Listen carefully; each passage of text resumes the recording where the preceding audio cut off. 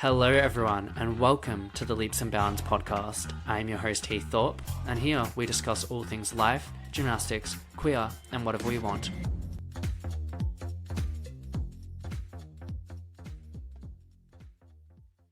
This has been such a long time coming. I have thought about doing this for a year now, maybe even more, and constantly balked and hesitated at the idea, but we're doing this. We're here today.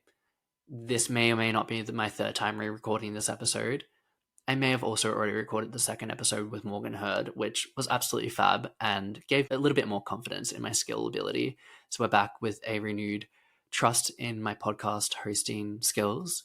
Yeah, I'm very excited to kick this podcast off. This episode is going to be a little bit shorter. I want to keep it under 15 minutes, and it's really just acting as a bit more of an in-depth explanation of what you can expect and why I'm doing this podcast. So, for example, I was originally having this podcast be queer success stories and only queer success stories. So it was about a year ago when I was just always reading horrible media and social media posts about queer and specifically trans folk. And these posts and articles were full of dis and misinformation. It was incredibly harmful and had real world impacts on my community. And I was like, what can I do with my platform to help amplify, uplift, but also rewrite the narrative? And I was like, why don't I start a podcast? And then the name Leaps and Bounds kind of came as a bit of a play on the title with, wanting to share the stories of those queer people who had overcome the adversities and acted as torches in a dark world that would allow young queer people listening to be like, I can do this, I can get through this, but also to educate broader audiences. So that's still very much going to be at the center of this podcast because I think it's going to be organic to my circles, my friends, my networks. So still please expect those incredible stories and inspirational people on here, but also know that it's going to be broadened a little bit. It's going to be talking about gymnastics, life, really anything intersectional to my identity, my personality, my career, but also of your interests as well. I want this to be a collaborative space. So if you have any topics you want me to discuss, please message me on the Leaps and Bounds podcast Instagram or even my Instagram and shoot your shot. Tell me what you want me to talk about and I'll definitely consider it. So for the structure of this podcast, the first month is going to be a little bit sporadic while I figure out how I want to record and when, and also if it fits around training. So I think episodes are going to drop a little bit randomly. Like this one drops tomorrow on the 6th, and then Morgan's drops on the 16th of November, and then the next one might drop a Monday or two later. So I will figure that out. But I think come December or the new year, expect fortnightly episodes alternating between myself solo on one episode and then also a guest on the next episode. But this episode is titled Life as Heath Thorpe, and I wanted to give listeners a little bit more of an insight into who I am and also to where I'm at right now. I know a lot has happened over the last few months, and even I feel like it's been a whirlwind, so I can only imagine how difficult it is to gauge from the outside world on social media. So we're going to clarify a few things and talk about my plans and, yeah, as I said, where I'm at now. But let's take it all the way back to 2000, where I was born. So I'm a 2000 baby. I think we're the best babies. It's very cool to be able to just know your age by the year. I was born in Lara, Victoria, a small rural town in Australia, and I grew up on a farm, or, well, a property of 5 acres. I had horses. I grew up climbing trees, playing in the mud, and just being a little farm boy, which was honestly super wholesome. And I have very, very fond memories of that time. It was very grounding and foundational to who I am as a person. But fast forward to 2008, where I started gymnastics at the local Geelong Gymnastics Centre. And I think from day dot, I just fell in love with the sport. I just knew it was my calling and I was meant to amount to something in the sport because it was just so natural to me. It was like I'd been in a gym my whole life. And I know I was only 8, but that's considered late for a lot of gymnasts.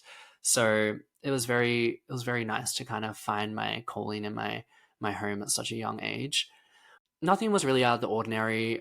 beyond that point, I went into the high performance center and programs when I was about 12, and then I moved around to different programs and so on when I was like 16. And, I represented Australia for the first time when I was 17, kind of that usual timeline.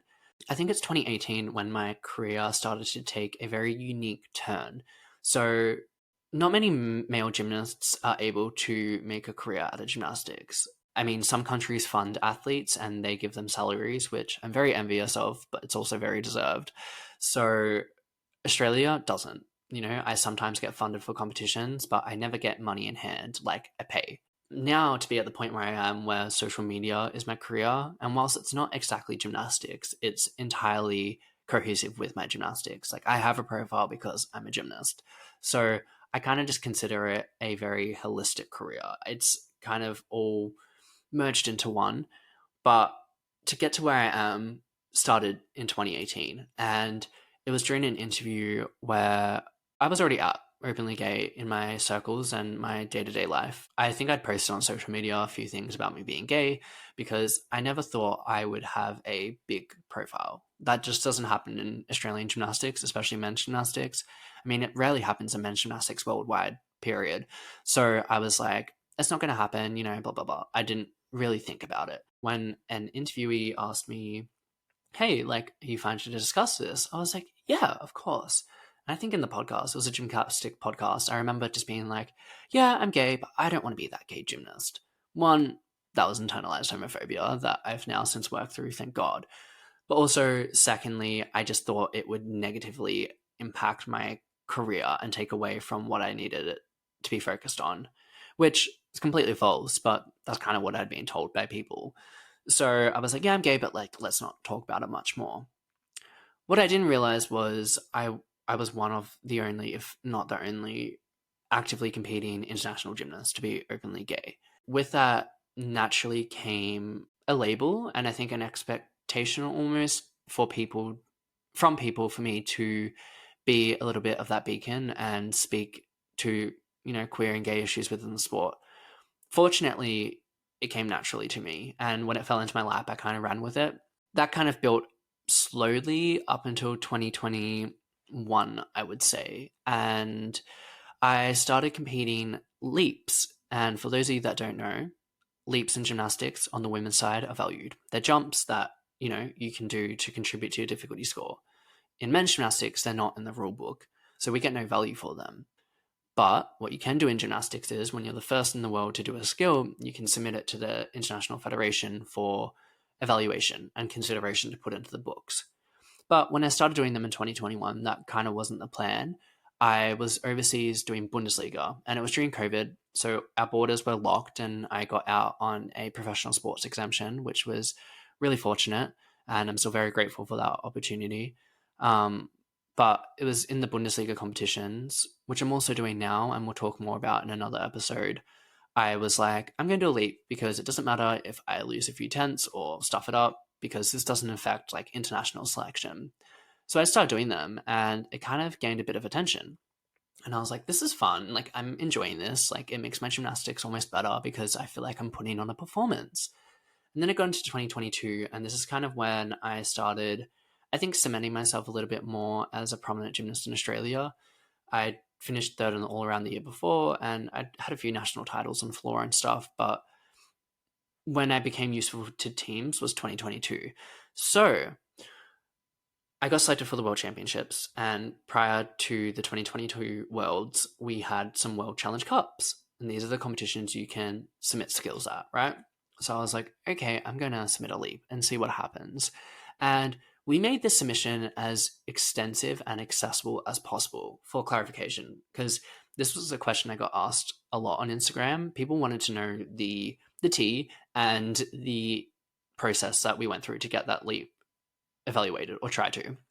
Anyway, so I reached out to a bunch of male ballet dancers, and a lot of these were my friends, some principals at major companies. And our idea behind that was kind of like, look, I have no issue, directly taking inspiration from women's gymnastics. But as we know, men's gymnastics has a lot of sexism, homophobia, misogyny, those things within the sport. It's rooted deep within. Even if people don't notice it, it's there. So we're like, how do we approach this in a way where they may feel more comfortable? And yeah, it kind of sounds like a cop out that we had to do that, but in our heads, it was our most strategic way of getting the skill in. So we consulted male ballet dancers, and we ended up doing a tourgette half to nil, like you do in ballet. And we submitted to the FIG. We did reference the women's code of points as well. We were like, this is a value it has amongst the other leaps, and we allowed the nil to make it appear more masculine. I don't know. I'm also using air quotation marks right now, by the way. Um, and we suggested deductions, everything. We submitted a C. Like, it wasn't like we were going for a D on an E or an E. We submitted a C value. Anyway, it got rejected, like outright.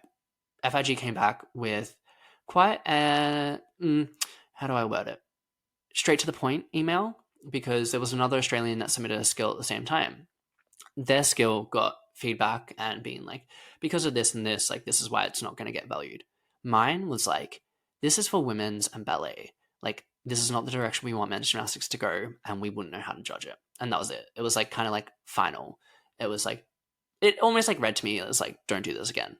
And I was like, okay, well, that's the end of my leaps. I'm done. If it's not going to get value, there's no point. And my coach, who was overseas with me at the time, was like, no, like, girl, you're doing this. You're still doing it because this is your thing, and you were doing it because you had joy from competing these skills. So still do it. So we got to Paris, got to the World Championships. I competed it. It got a lot of attention, started getting international media attention. And I think that's when my profile really boomed. And it's been a lot. It's been a very hectic 18 months to get to where I am now. But I'm very grateful for all of it. And, it's allowed these opportunities. Like, I'm on boards now, and I go do guest workshops, and I speak for queer rights within sport and advocacy. I have influence over policies within Australian sport. I'm considered knowledgeable by people making decisions, and all these things would not have come if I didn't come out in 2018. And even if that wasn't my intention, I'm just like so blessed and happy to be where I'm at now.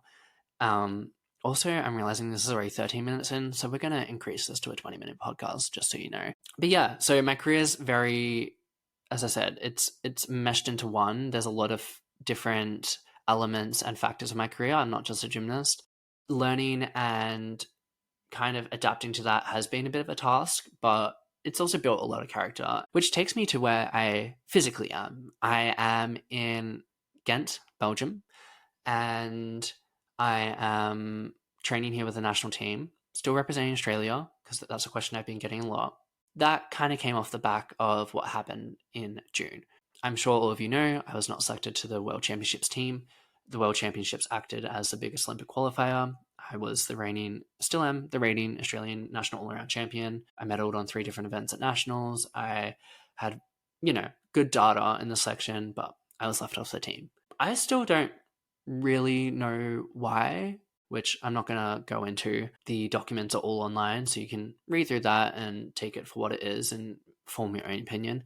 So I'm not going to talk too much about it. What I will say is I only realize now that it led me into a depressive episode for like 2-3 months, and I was very close to quitting gymnastics. I am quite surprised that I'm still doing it, because that was the most exhausting and depleting process. I want to say it was just horrible to do everything they said to get to where I was as Australian champion, to work my ass off, to take on all the feedback I have for the last year or two, and then for it to still not be enough was heartbreaking.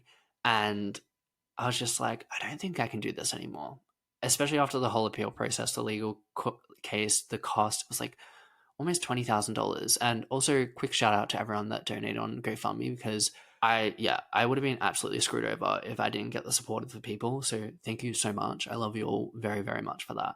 But yeah, that whole process was just horrible. And I got to the point where I was like, I can't go into the gym anymore. Like, what am I training for? If I can be the best in the country and still not make a 5-person team and be afforded opportunities I think I rightfully deserve, then what am I doing this sport for? In hindsight, I don't think I would have qualified to Paris through the all-around. The score was higher than what I achieved throughout the year, but I at least deserved the chance to try. And I got to the point where I was like, I can't do gymnastics in Australia right now. Like, I need to get out or quit.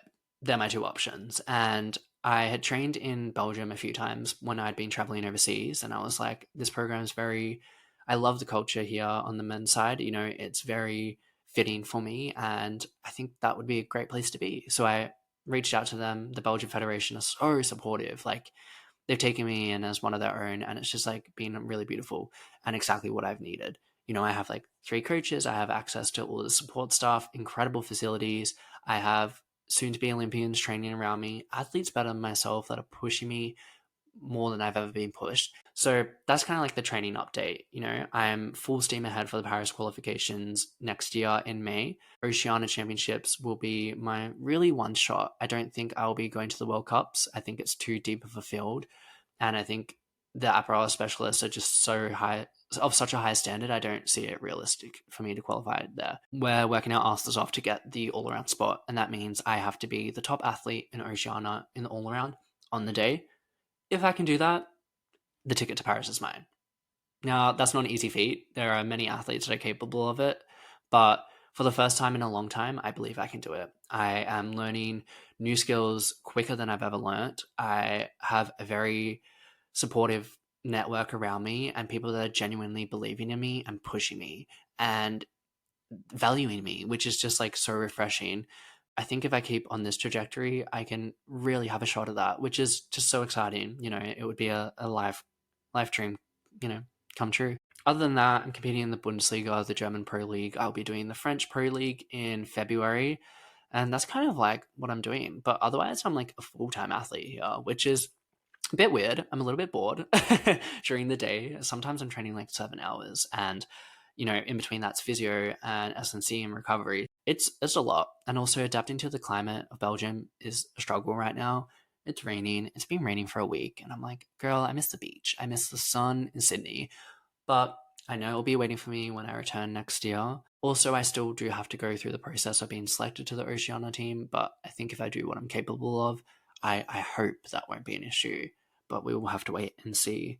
Anyway, that's the episode wrap up. That's where I'm at. That's how I've gotten here, and it gives you an insight into what we're going to be discussing.